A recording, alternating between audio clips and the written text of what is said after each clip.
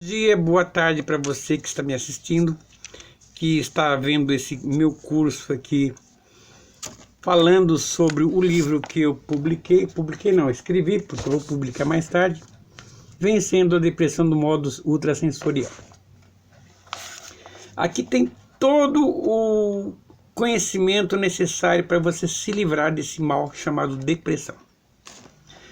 Então eu venho, através desses vídeos, divulgando parte do conteúdo daquele livro, que lá tem mais coisa daquilo que eu venho dizer, para dizer que nós não somos obra do acaso, nós temos uma inteligência superior que nos trouxe todo esse sistema que nós vivemos, a terra e os céus, os mares, as pessoas, os animais, tudo não é obra do acaso.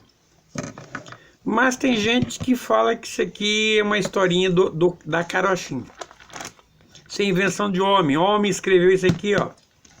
Não existe Deus. Bom, como eu falei, para chegar até aqui existe um longo caminho para ser desenvolvido. Aí, como eu falei, ninguém pode se dar o luxo de dizer que é cético, uma pessoa que não acredita em nada. Porque com essa ciência que nós vivemos hoje, nós não podemos dar o luxo de dizer, não acredito. Se alguém disser para mim hoje, ó, vai ter, daqui uns tempos, vai ter uma máquina de teletransporte. Então se põe uma pessoa dentro dessa máquina e marca as coordenadas, você quer viajar para o Japão. Você entra naquela máquina, põe as coordenadas, aperta o botão e você vai estar no Japão, ó, em fração de segundo. Eu acredito. Vai acontecer? Vai. Eu acredito. Porque suponhamos que eu tivesse há 300 anos atrás, alguém falasse da televisão, falasse do avião, falasse de foguete para ir para a Lua. Não acredito, não acredito, isso é coisa de doido, de maluco, você é cheio de imaginação. E hoje existe. O celular que você está ouvindo meu vídeo, se você quiser conversar com uma pessoa, até lá no Japão, você, olha, eu quero conversar com um amigo que está lá no Japão, vai no celular, aperta e conversa falando um com o outro, vendo o que o outro está falando, o que está fazendo, cara a cara. Por quê? É uma tecnologia que chegou até você. E você antigamente, no passado distante, falou, é mentira, isso não existe, não acredito. Então, meu amado, não pode se dar o luxo de dizer não acredito. Nós vivemos na época da ciência. A ciência acaba com esse negócio de, eu não acredito, eu não acredito. Então, meu amado, vou chegar até aqui, hein? Você que é um cético, que não acredita em nada. Então, eu já mostrei no capítulo anterior o que é um átomo, o átomo é a menor partícula que tem. Então você vai dividindo aquela matéria em vários pedacinhos, vai dividindo, chega a hora que ela fica indivisível, você acha a última partícula está ali, aquilo é o átomo. E como na natureza são 118 elementos diferentes, está na tabela periódica, então nós sabemos que são átomos diferentes também. São átomos que cada um tem a sua forma de agir. No estudo da química, nós descobrimos nos elementos as propriedades incríveis. Por exemplo, o urânio. O urânio é um dos que tem radioatividade na natureza, que ele vai destruindo, o átomo vai destruindo o núcleo e ele vai se dispersando. Então ele vai e chega uma hora que ele entra na fissura. E aí ele atacando a vizinhança, seja qualquer espécie de átomo qualquer, ataca os outros. Vai deslocar as órbitas dos outros. Aí cria uma fissura tal que se cria bomba atômica. Então tudo isso É conhecimento. Então, com esse conhecimento que nós temos hoje, não podemos nos dar o luxo de dizer que não acredita, e não acreditando você tem o problema de doença da alma. Como eu falei, o corpo é tricótomo. Tem alma, corpo, alma e espírito. Esses três estão interligados. O que sofre um, sofre o outro. Então, se você tiver uma queimadura repentina, teu cérebro te informa, a tua alma sente, o teu espírito também. São os três interligados. Um pode ter ação no outro, mas infelizmente no ser humano, o que tem mais ação é a alma. A alma age sobre o corpo e sobre o espírito. Se nós deixássemos o espírito agir, nós teríamos um controle total do nosso corpo, de tal forma que, como Jesus falou, olha, se vocês tivessem a fé do tamanho de um grão de mostarda, você diria para aquela montanha, sai do teu lugar e vai para o mar, ela iria, de poder tal. Então, não existem impossíveis para o homem também.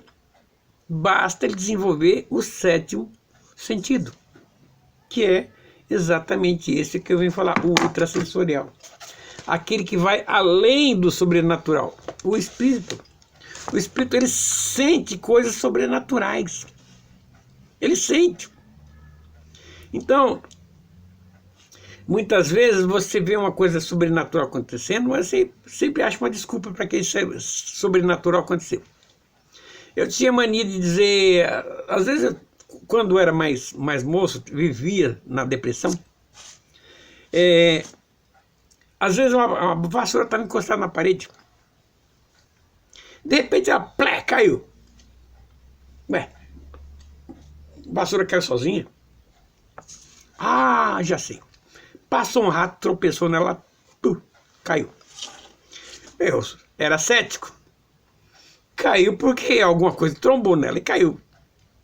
Sozinha ela não cai.